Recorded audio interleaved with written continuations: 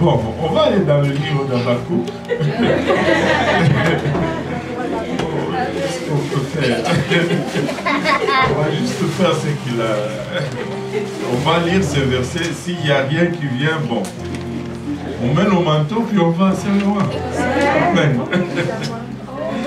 Alléluia. Habakkuk 2, verset 2 et 3. Ça ne devait pas être difficile à trouver. On était déjà là ce matin. Si vous l'avez trouvé, dites Amen. La Bible nous dit, l'Éternel m'adressa la parole et il dit, écris la prophétie, grave-la sur des tables, afin qu'on la lise couramment. Car c'est une prophétie dont le temps est déjà fixé. Elle marche vers son terme. Elle ne mentira pas. Si elle tarde, attends-la. Si elle tarde, attends-la, car elle s'accomplira. Elle s'accomplira certainement. Si elle tarde, attends-la. Regarde ton voisin, dis-lui, si elle tarde, attends-la. Ne cherche pas une autre prophétie. Si elle tarde, tu dois l'attendre. Alléluia. Prions tous ensemble. Père Céleste, nous te rendons grâce encore une fois, Éternel, pour ton amour, ta bonté et ta fidélité. Nous te remercions, Éternel, pour le privilège que nous avons de nous réunir, Papa, dans ta présence. Et nous reconnaissons le prix que tu as payé pour que nous puissions nous réunir en ces lieux, Seigneur. Merci pour la croix, Papa. Merci pour le sang versé. Et alors que nous nous avançons vers toi, nous reconnaissons que nous sommes des hommes naturels, pas des hommes charnels pour qui les choses spirituelles sont une folie, Seigneur. C'est pourquoi nous avons besoin de ton aide. Aide-nous maintenant, nous te prions, Seigneur Jésus-Christ. Aide-moi afin que je puisse apporter cet oracle sans crainte, ni faveur, ni hésitation, Seigneur. Aide-nous tous ensemble, Papa, afin que nous puissions la recevoir. Papa, qu'elle germe dans nos cœurs et qu'il y produise le fruit. Et que ce fruit nous conduise jusque dans la vie éternelle. Au nom de Jésus, nous te prions, Père, avec action de grâce dans nos cœurs. Nous disons tous au nom de Jésus. Au nom de Jésus. Alléluia. Juste avant de nous asseoir, si nous pouvons battre nos mains pour le Seigneur. Alléluia.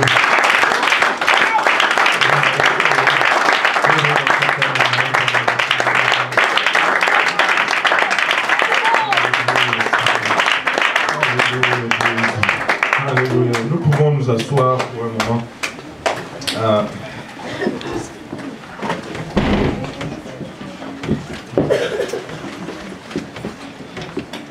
Je crois que chacun d'entre nous ici, nous avons certaines promesses que nous regardons comme étant des promesses de la part de Dieu. Amen. Nous avons à tous des promesses individuelles, des choses que peut-être le Seigneur nous a promis quelque part, ou peut-être des choses que nous pensons que le Seigneur nous a promis. Ou des choses que nous avons lues dans la parole de Dieu, que nous nous sommes appropriées comme étant une promesse de la part de Dieu. Et comme individus, nous avons des promesses. Et comme nous marchons dans notre vie, ces promesses deviennent source d'espoir, source de motivation. Si vous vous êtes levé ce matin, c'est parce que vous espérez qu'aujourd'hui va être meilleur que hier ne l'était. Et si nous vivons chaque jour, c'est parce que nous avons toujours cette espérance que demain va être meilleur que aujourd'hui. C'est ce qui nous fait vivre, c'est ce qui nous fait lever le matin. Et c'est bon, et Dieu nous a conçus comme ça. Mais dans notre marche, nous arrivons à des moments où nous commençons à mesurer la promesse que nous avons, ou notre espérance, par rapport à notre réalité, la réalité que nous vivons et que nous traversons. Et des fois, il y a un gap entre les deux. Et des fois, le gap, et je devrais peut-être dire souvent, le gap est négatif. Et nous voyons, nous regardons ce que nous devons faire pour combler ce gap. Nous voyons que c'est au-delà de ce que nous pouvons produire nous-mêmes. Et là, nous commençons à nous décourager. Des fois, nous commençons même à questionner la promesse. Des fois, nous commençons à questionner ce que nous faisons même pour faire vivre cette promesse. Nous disons, ben, est-ce que ça fait du sens? Est-ce que nous allons y arriver? Est-ce que c'est normal? Et des fois, nous allons même jusqu'à lire, est-ce que c'est vrai même? Est-ce que je l'ai même reçu de la part de Dieu? Écoutez, s'il y a une chose que je ne veux pas perdre, et s'il y a une chose que vous ne voulez pas perdre, c'est votre expérience avec Dieu. Vous êtes arrivé un jour où vous avez eu une expérience personnelle avec Dieu. Peu importe l'épreuve, que rien ne vous enlève votre expérience personnelle avec Dieu. Ces moments précieux, ces moments où vous étiez seul dans un lieu où Dieu vous a parlé, où Dieu vous a touché, où Dieu a commencé à changer votre vie. Ne laissez aucune épreuve, ne laissez aucune circonstance, aucune situation venir vous dérober de cela. Amen. Amen. Et quand nous regardons nos circonstances, nous disons, ça ne va peut-être pas arriver. Mais la Bible nous dit, c'est une prophétie dont le temps est déjà fixé. Elle marche vers son terme et elle ne mentira pas. Si elle tarde, n'en cherche pas une autre. Si elle tarde, ne te mets pas sur une autre voie. Attends-la. Et ça devient difficile. Qu'est-ce qu'on va faire quand on attend? Qu'est-ce qu'on va faire en attendant l'accomplissement de cette prophétie? Et comme Église, nous avons aussi des promesses collectives. Nous avons des grosses promesses de réveil. Nous avons des grosses promesses de réussite. Nous avons des promesses que les gens vont commencer à venir et que nous allons prêcher l'évangile et qu'on va les baptiser. Ils vont être remplis du Saint-Esprit et à leur tour, ils vont sortir et ils vont travailler avec nous. Nous avons ces promesses, mais il y a des jours où tu te demandes, est-ce qu'on avance ou on recule? Est-ce qu'on avance ou on fait du surplace? Et très souvent, c'est par rapport à quoi tu regardes. Parce que si tu regardes à la bonne place, tu vas voir qu'il y a du mouvement. Le mouvement est peut-être lent, comme quelqu'un l'a dit une fois. C'est peut-être lent, mais c'est le mouvement. Alléluia. C'est peut-être lent, mais c'est le mouvement. La Bible nous dit, attends-la, car elle s'accomplira certainement. Vous savez, quand nous regardons à la Bible, le tout premier verset avec lequel Dieu ouvre son livre est le verset le plus difficile de toute la Bible. La Bible nous dit au commencement, Genèse 1:1, au commencement, Dieu créa les cieux et la terre. Je ne sais pas si on était là. Essayons de nous imaginer un moment si on était là et qu'on avait une conversation avec Dieu. Et que Dieu nous disait, avant de faire son œuvre, il nous dit, on va créer la terre et elle va être belle. Il va y avoir de l'eau, de la terre sec. Il va y avoir des arbres d'une beauté extraordinaire, des forêts, des montagnes. Il va y avoir des animaux, des oiseaux, des poissons. Toutes les couleurs vont être là. Mais ce premier jour, si on voyait qu'est-ce qui s'est passé le premier jour, on allait avoir tendance à hésiter. On allait avoir difficulté à croire que les résultats allaient être obtenus. La Bible nous dit, au commencement, Dieu créa les cieux et la terre. Point final. Et c'est le verset le plus difficile de la Bible. Dans ce sens que si nous croyons ceci, il ne reste plus rien de difficile à croire. Mais ce qui frappe à notre attention dans ce verset aujourd'hui, c'est qu'il dit au commencement, Dieu créa les cieux et la terre. Est-ce que tu peux me mettre les 3 premiers versets ensemble, si possible? Au commencement, Dieu créa les cieux et la terre. Il nous dit au verset 2, la terre était informe et vide. Moi, je ne sais pas comment est-ce qu'on peut se la représenter, mais elle n'avait pas de forme. Comment est-ce qu'on peut représenter quelque chose qui n'a pas de forme? Et comment est-ce que quelque chose qui n'a pas de forme peut être vide? Je ne sais pas s'il y a des théologiens ici, des gens qui ont fait Purpose Institute pour nous aider là-dessus. Mais elle était informe et elle était vide. Et il dit, il y avait des ténèbres à la surface de l'abîme et l'Esprit de Dieu s'est mouvé au-dessus des eaux. Tout ce qu'il y avait, c'était le ténèbre. Tout ce qu'il y avait, c'était l'eau. Tout ce qu'il y avait, c'était la noirceur et aucune forme.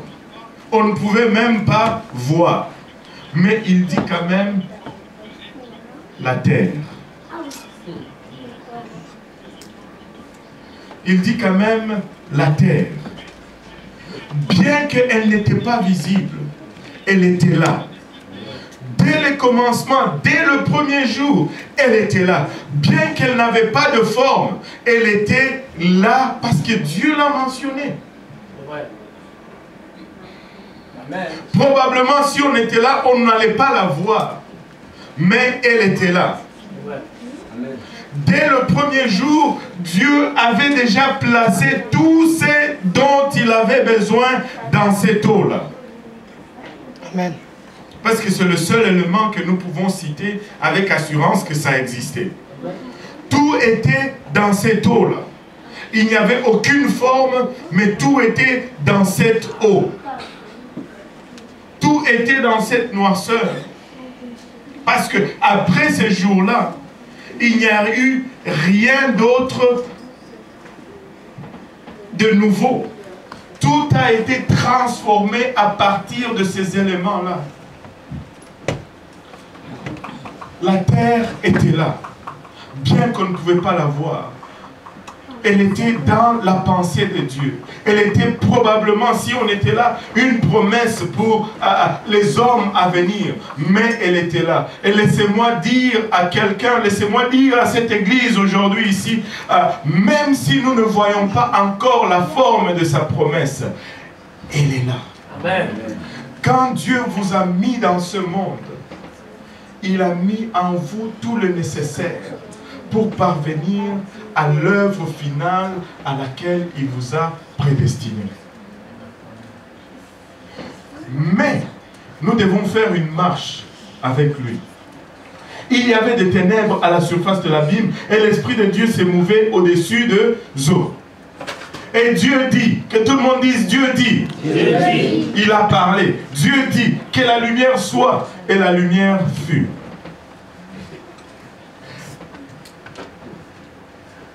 On ne nous dit pas, il n'a pas créé la lumière. Il a dit que la lumière soit et la lumière a été. Verset 4. Non, verset 5. Plutôt. On va à 6. Ça va être une lecture rapide. Dieu dit qu'il y ait une étendue entre les eaux. Et l'étendue prit place. Verset 9. Dieu dit que les eaux qui sont au-dessus, et les eaux qui sont au-dessous plutôt, ont réagi. Verset 11. Puis Dieu dit, le verset 13. Ah, on a fini déjà. Le verset 14. Puis Dieu dit, regardez, après par la suite, c'est la parole de Dieu qui a donné forme à tout ce qui était déjà créé dès le commencement pour que cela puisse donner les résultats que ça devait donner. Tout ce que Dieu a prévu pour vous est déjà en vous. Mais tout ce que tu as besoin maintenant, c'est que cette parole parle dans ta vie. Amen. Pour que cela commence à prendre forme en nous. Amen. Il faut que Dieu parle dans ta vie. Il faut que Dieu parle dans ma vie. Il faut que Dieu parle dans l'existence de son Église. Je crois que Dieu a déjà tout ce que ça prend. Dès le commencement, lorsqu'il a sémé l'idée de planter une église, il a déjà mis toute la provision en place. Mais ça devrait prendre sa parole pour que cela prenne forme dans la réalité. Tu pouvais regarder la création au premier jour, c'était chaotique. Certains versets disent il y avait le chaos. Quand la Bible dit la terre était informe, il dit c'était un chaos et c'était vide. Ça semblait chaotique et c'était vide. Et c'était ténébreux. Mais tous les éléments dont Dieu avait besoin étaient présents. Ne regarde pas à ta situation, ne regarde pas à tes circonstances, ne regarde pas au chaos dans ta vie et tu te dis, wow, où est-ce que je vais arriver demain? Est-ce que je vais arriver à la promesse que Dieu a parlé dans ma vie? Si Dieu continue à parler dans ta vie, les éléments qu'il a mis dès le commencement dans ta vie vont prendre forme et Dieu va aboutir à ce qu'il a planifié de faire avec toi dans ta vie. Dès le commencement, tout est là. Regarde ton voisin, dis-lui, tout est là. Tout est là. Tout est là. Ne laisse pas les circonstances de ta vie dicter ce que tu dois faire. Ne laisse pas les situations de ta vie dicter ce que tu dois faire. Plutôt, laisse la parole de Dieu parler dans ta vie. Quand la parole de Dieu parle, la forme prend place. Quand la parole de Dieu parle, la lumière prend place. Et quand la parole de Dieu parle, nous allons arriver à ce que Dieu a prévu dès le commencement pour nous. Amen. Amen. Allons dans le livre d'Hébreux.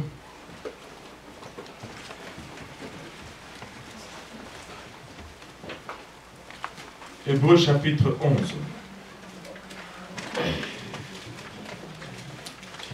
Il dit, or la foi est une ferme assurance des choses qu'on espère, une démonstration de celles qu'on ne voit pas. Ce n'est peut-être pas visible, mais cela. Les circonstances me disent peut-être le contraire, mais cela. Je suis arrivé peut-être à une place où je commence à me dire, est-ce que j'ai même entendu de la part de Dieu? Laisse-moi te dire cela. Je suis arrivé à une place où je commence même à remettre en question ce que je suis en train de faire. Laisse-moi te dire que cela. Or, la foi est une ferme assurance des choses qu'on espère, une démonstration de celles qu'on ne voit pas. Pour l'avoir possédée, les anciens ont obtenu un témoignage favorable. C'est par la foi que nous reconnaissons que le monde a été formé par la parole de Dieu, en sorte que ce qu'on voit n'a pas été fait de choses visibles. Nous croyons dans un Dieu invisible, mais nous ne croyons pas dans un Dieu impossible. Amen. Nous croyons dans un Dieu qui amène l'invisible au visible. Nous croyons dans un Dieu qui part de l'inexistant à l'existant. Tu crois dans un Dieu qui va faire arriver cela à accomplissement. Il dit, c'est par la foi qu'Abel offrit à Dieu un sacrifice plus excellent que Caïn. Et c'est par elle qu'il fut déclaré juste. Dieu approuvant ses offrandes, et c'est par elle qu'il parle encore, quoique mort. C'est par la foi qu'Enoch fut enlevé pour qu'il ne vit point la mort, et qu'il ne parut plus parce que Dieu l'avait enlevé, car avant son enlèvement, il avait reçu le témoignage qu'il était agréable à Dieu. Or, sans la foi, il est impossible de lui être agréable. Nous ne pouvons pas être agréables à Dieu si notre foi commence à être ébranlée. Je sais qu'il y a une lourde oppression sur toute l'Église ces derniers temps. Les 2 dernières semaines ont été lourdes.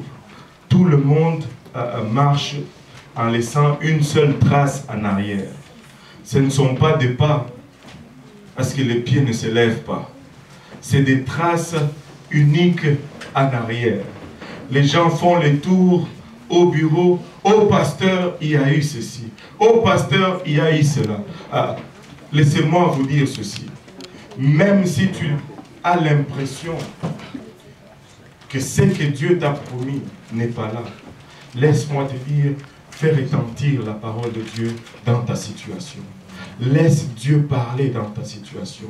Laisse Dieu parler la non-forme à une forme visible dans ta situation. Ne te détourne ni à gauche ni à droite. Cette prophétie va s'accomplir. Tiens ferme, persévère, regarde les choses qui n'existent pas comme si elles existaient. Tu vas être ainsi agréable à Dieu. Et tu vas voir ces choses prendre forme dans ta vie présente. Juste encore un peu de temps, presse. Juste encore pour un peu de temps, persiste. Juste encore pour un peu de temps, attends. Dieu va le faire. Il va le faire. Il va le faire. Écoutez, imaginez-vous Caïn et Abel.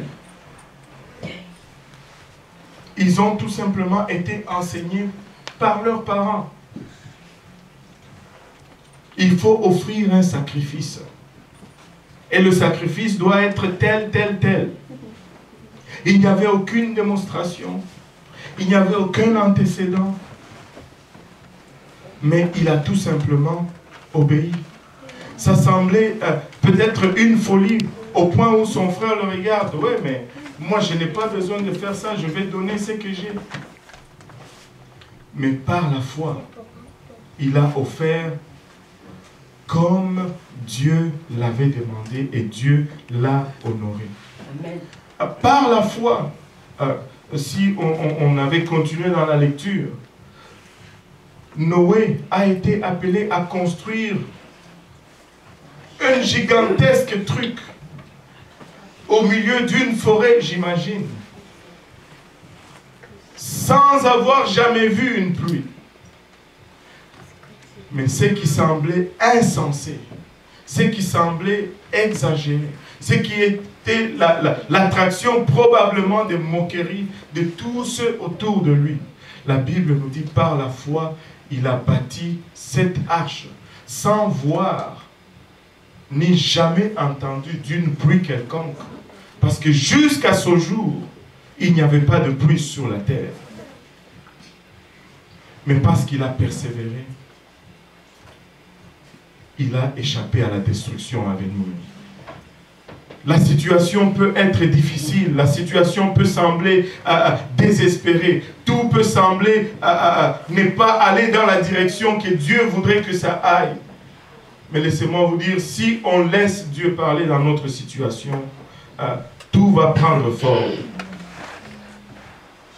Regardons le verset, regardons dans le livre de Genèse, chapitre 20. Dieu a fait une promesse à Abraham alors qu'il quittait son territoire.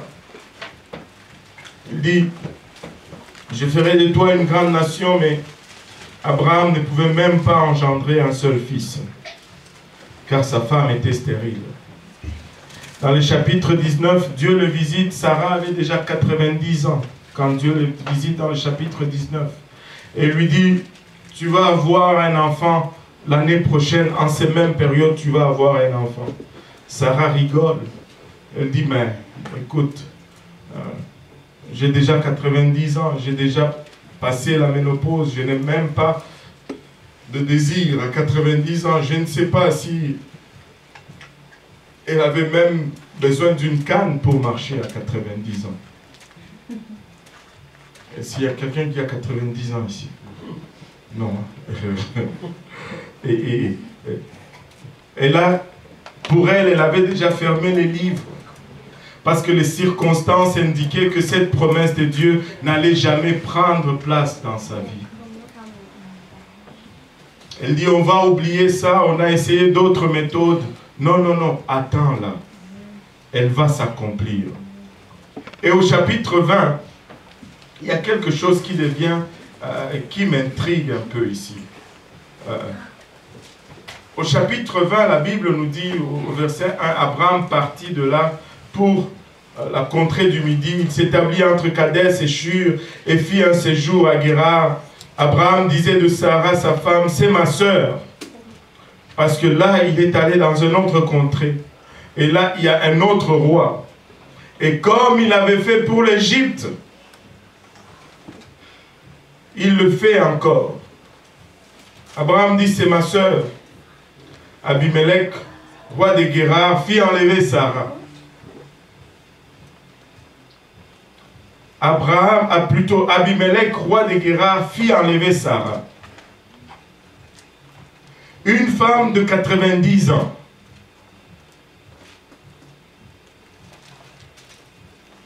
Un roi fait enlever une femme de 90 ans.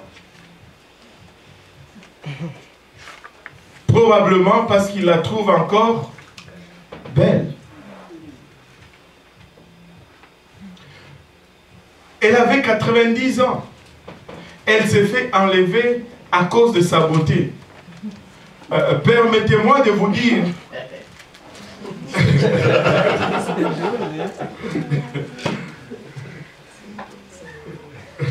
Permettez-moi de vous dire que c'est peut-être parce qu'il y avait une promesse en elle. Amen. Et que c'est que cette promesse en elle devait être accomplie avec un corps qui a encore de la vigueur. Est-ce possible que Dieu l'avait rajeunie pour qu'elle puisse avoir un enfant? Est-ce que c'est possible que Dieu avait même changé le métabolisme de son corps pour qu'elle puisse être à mesure de générer encore une progéniture? Biologiquement, ces corps étaient déjà fanés. Mais nous servons un Dieu qui a établi même le règle de la biologie. Tu regardes peut-être même l'instrument que Dieu t'a donné pour accomplir la promesse. Et tu dis que l'instrument même est mort, l'instrument même est fané. Dieu peut régénérer même, alléluia, l'instrument même qu'il doit utiliser pour accomplir ta promesse. Peu importe la situation, peu importe les circonstances, peu importe ton état. Peu importe ton état, Dieu va accomplir la promesse qu'il t'a donnée. Si ça prend de la vigueur, Dieu va te redonner la vigueur. Si ça prend un gros compte en banque, ne pense pas que c'est trop tard. Même si tu es déjà à la retraite, Dieu peut remplir ton compte en banque. Amen. Attends cette promesse. Attends la promesse de Dieu dans ta vie. Si Dieu t'a promis qu'il allait t'utiliser pour gagner plusieurs âmes, même s'il te reste 5 jours, Dieu peut prolonger tes jours pour que tu gagnes ces âmes. Amen. Ne regarde pas à ta circonstance. Peut-être que tu es fatigué et chargé. Peut-être que tu commences à te dire non, Dieu va te rafraîchir. Mais Dieu va le faire.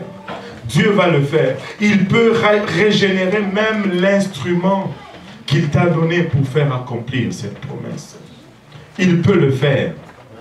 Il peut le faire. C'est pourquoi nous pouvons le lire dans le livre dans le livre d'Hébreux.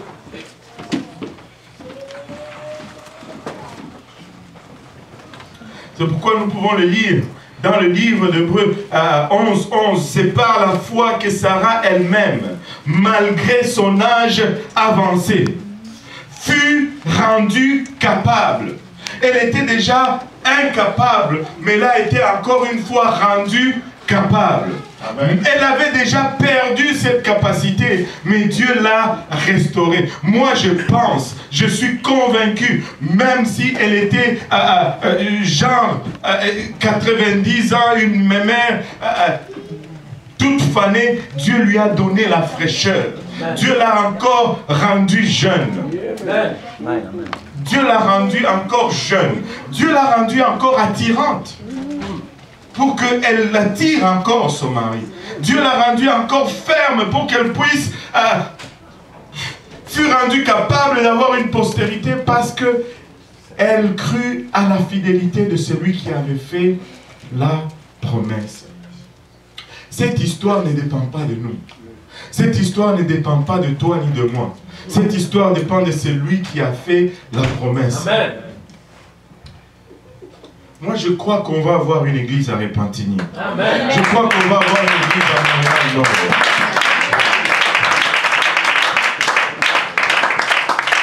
Parce que Dieu, au centre-ville même,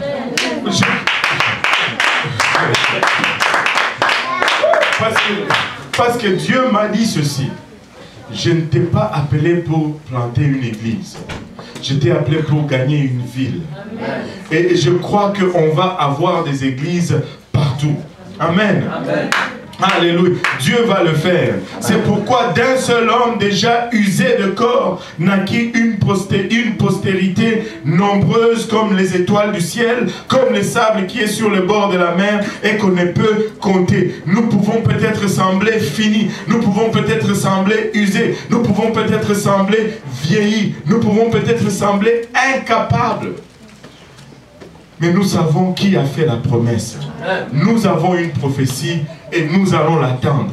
Elle va s'accomplir. La Bible nous dit que ceux qui attendent après le Seigneur renouvellent leur force. Et on dit dans le français courant, ceux qui s'appuient sur l'Éternel renouvellent leur force. Mais le vrai mot, c'est ceux qui attendent après le Seigneur. Maintenant, comment est-ce qu'on va attendre cette promesse? Le mot attendre, dans ce verset, c'est Ésaïe 40, verset 30.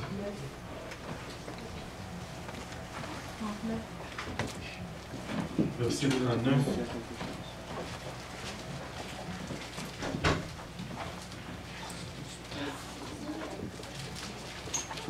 Il disait qu'il se confie en l'Éternel. Donc verset 39.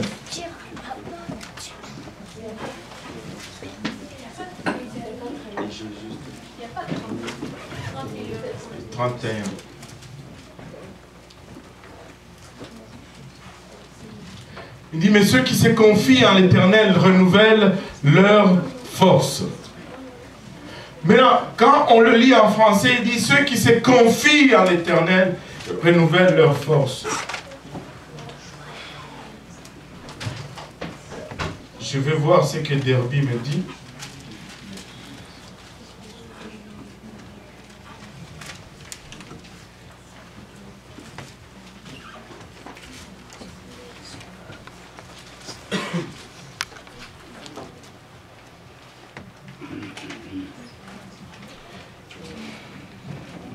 Derby me dit ceci. Mais ceux qui s'attendent à l'Éternel renouvelleront leur force. Amen. Amen. Et quand on regarde le mot original attendre ici,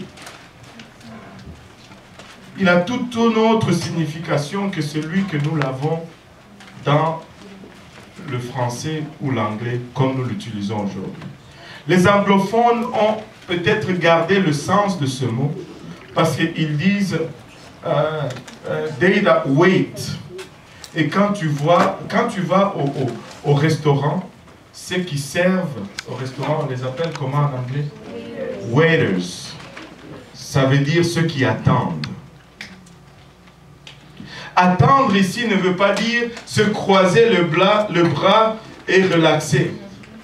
Attendre ici, ça veut dire servir le Seigneur. Quand on attend, on sert le Seigneur.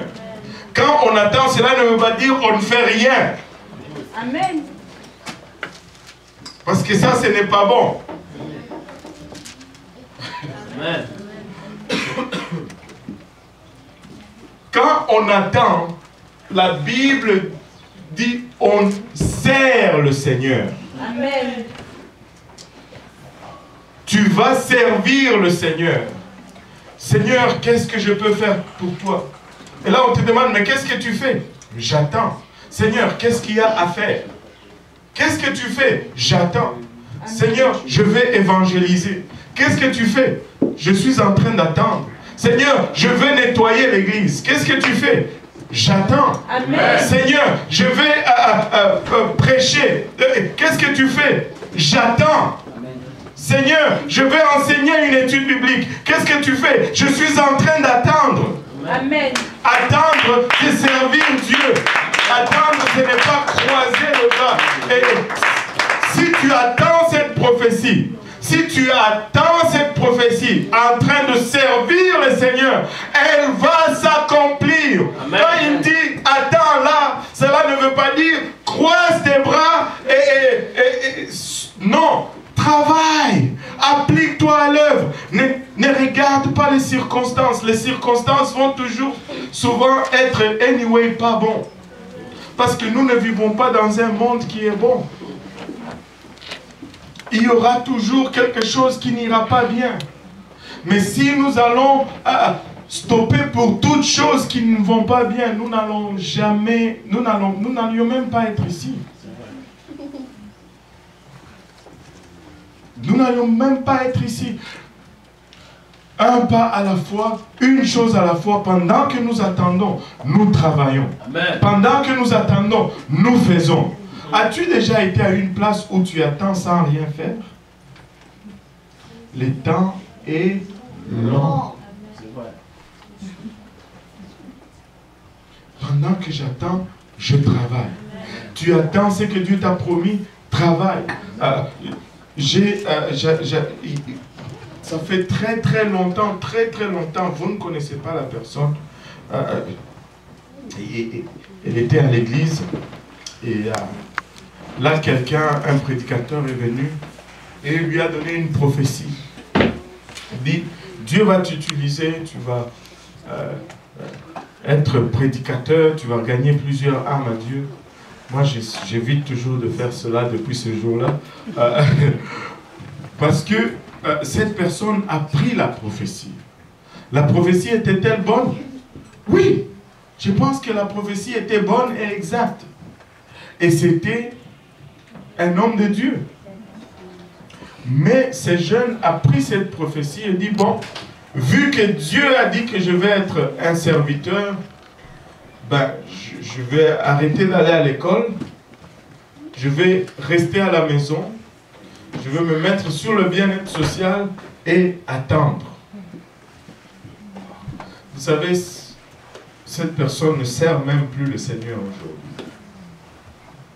Parce qu'elle n'attendait pas de la bonne façon. Quand nous attendons, nous nous appliquons. Quand nous nous attendons, nous travaillons. Est-ce que la prophétie était-elle fausse? Non, elle n'était pas fausse, elle était vraie. Mais comment est-ce qu'elle ne s'est pas accomplie? Regardez dans votre Bible, il y a plusieurs prophéties sur Israël qui ne se sont pas accomplies. Parce que la prophétie n'est pas une lecture du futur. Si tu veux lire le futur, tu vas chez les féticheurs. Dieu ne lit pas. Dieu te révèle son intention. Une prophétie est une intention divine pour toi. Dieu a une intention pour toi. Mais si cela va arriver, il faut que tu travailles. Il faut que tu t'y appliques. Il ne faut pas que tu regardes seulement le début et dire oh, ça ne va pas aller. Non, non, non, non. C'est là-dedans. Même si tu ne le vois pas, c'est là-dedans. Pendant que tu attends, travaille. Et laisse la parole de Dieu parler et les choses vont prendre forme. Ça va prendre forme. Et il va y avoir de la lumière. Samson avait de grandes promesses de la part de Dieu. Dieu lui a donné tout ce qu'il fallait pour libérer le peuple de Dieu. La promesse de Dieu était là. Mais Samson n'a pas accompli sa tâche. Et si vous lisez le livre des Juges, la Bible nous dit, il commença à délivrer le peuple d'Israël. Il était envoyé pour les délivrer, mais il commença seulement. Mais parce qu'il a regardé ailleurs, son œuvre n'a jamais été complétée. Il y avait la promesse. Oui, il y avait la promesse. Est-ce que la promesse venait de Dieu? Oui, la promesse venait de Dieu. Mais quand on laisse une autre voix parler dans nos vies que la voix de Dieu, ça ne va pas prendre forme. Dieu doit parler dans ma vie. Dieu doit parler dans ta vie. Tout est là. Laisse Dieu parler et ça va prendre forme. Et pendant que Dieu parle, pendant que toutes ces choses prennent forme, travaille. Mais attends-la, elle va s'accomplir.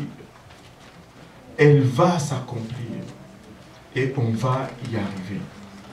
Tu vas y arriver. Tu vas voir les siens venir à Dieu. Tu vas voir la main de Dieu bouger dans ta vie. Il y en a qui pleurent ici pour leurs enfants, pour leurs fils et leurs filles.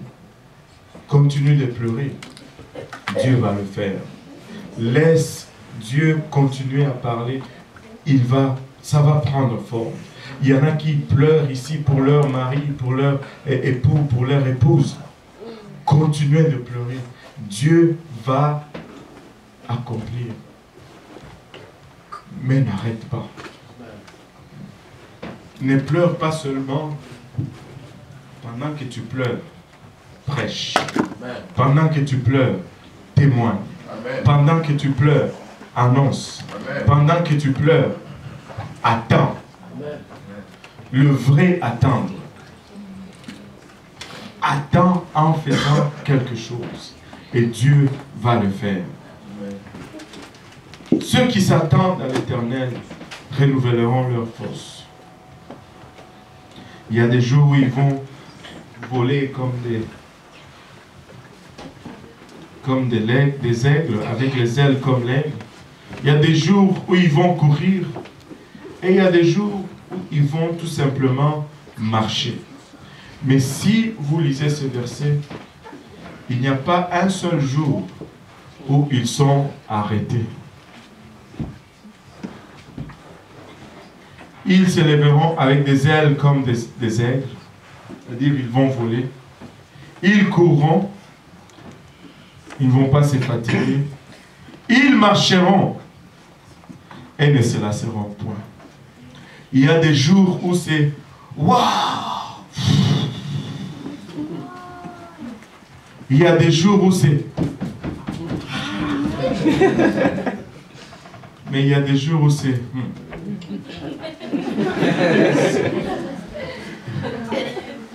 mais comme ça,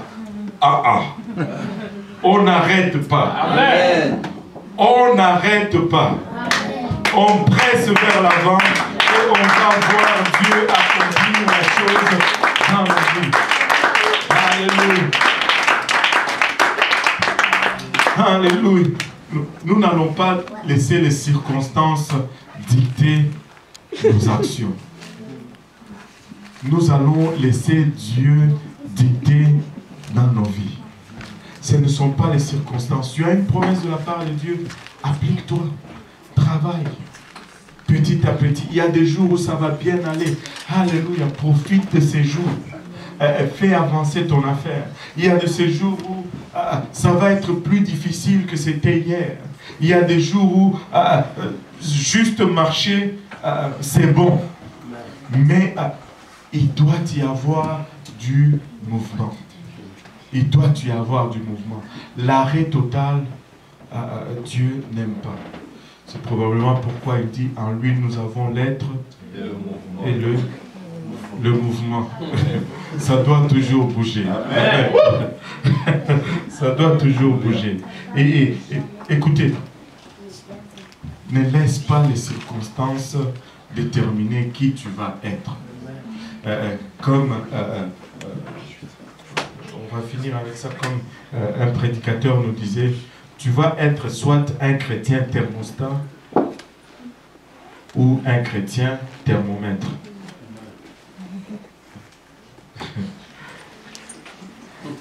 Vous savez, un chrétien thermomètre, il lit seulement la température, mais il ne peut rien faire pour changer la température. Mais un chrétien thermostat, il affecte la température. Quand c'est froid, il peut craquer un peu haut là, pour que ça chauffe. Et quand c'est trop chaud, il peut craquer vers le bas pour que ça abaisse. Un chrétien thermomètre se laisse affecter. C'est la température qui fait monter le thermomètre ou descendre le thermomètre. Mais le thermostat fait monter la température ou fait descendre la température. Amen. Ce ne sont pas les circonstances qui vont nous dicter. Nous allons dicter les circonstances. Nous allons déterminer les circonstances. Écoutez, ne me prenez pas en pitié. Je suis le Fils du Très-Haut. Je suis l'objet de son affection. C'est lui qui m'a appelé ici. Même si c'est dur, il va pourvenir avec les autres. Mais nous allons avancer. Nous allons vaincre cette bataille. Et nous allons élever l'étendard de son nom, aussi bien dans les familles que dans cette ville. Nous ne sommes pas des vaincus, nous sommes des vainqueurs. Nous ne sommes pas des abandonnés, nous sommes adoptés. Nous avons reçu un esprit d'adoption par lequel nous crions « Abba Père ». Nous ne sommes pas serviteurs, nous sommes fils dans la maison. Amen. Nous n'allons pas laisser les circonstances dicter notre vie ou notre marche. Nous allons prendre les dessus et nous allons accomplir ce pourquoi Dieu nous a placés en ces lieux. Nous avons décidé et nous allons le faire. Et parce que Dieu est avec nous, qui sera contre nous? Amen. Qui sera contre nous? C'est dur. Oui, c'est dur. Des fois, il y a tout un fardeau d'oppression sur nous. C'est correct, ça faisait partie du contrat. Mais il y a des moments où nous allons nous secouer et nous allons avancer. Je vais finir avec l'histoire de l'âne. Vous savez, il y a un fermier qui partait avec son âne. Et puis, l'âne est tombé dans un trou. Et là, le trou était quand même assez profond. Le fermier n'arrivait pas à sortir son âne du trou. Et là, il dit, bon, je ne veux pas les laisser mourir de faim là-dedans. Je vais l'abattre, comme ça il meurt seulement et puis je l'enterre. Mais il prend sa carabine, il va vers le trou, il pointe vers l'âne. L'âne le regarde avec des yeux tellement de pitié. Et le fermier n'était pas capable de le tuer. Il dit, ah non, je ne peux pas. Il dit, bon, je vais juste l'enterrer vivant. Et il prend la terre, il commence à jeter dans le trou. Au début, l'âne a paniqué. Et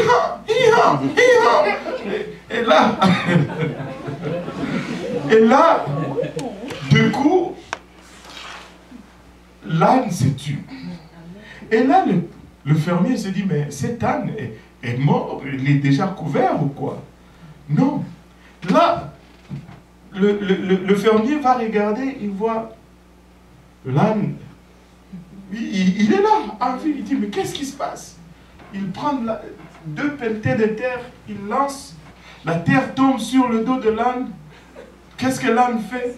Il se secoue et puis il fait ça. Il dit, qu'est-ce qui se passe? Il prend encore de la terre, il jette. L'âne se secoue, la terre tombe, il monte sur cette terre. Et plus le fermier jette la terre, plus l'âne monte.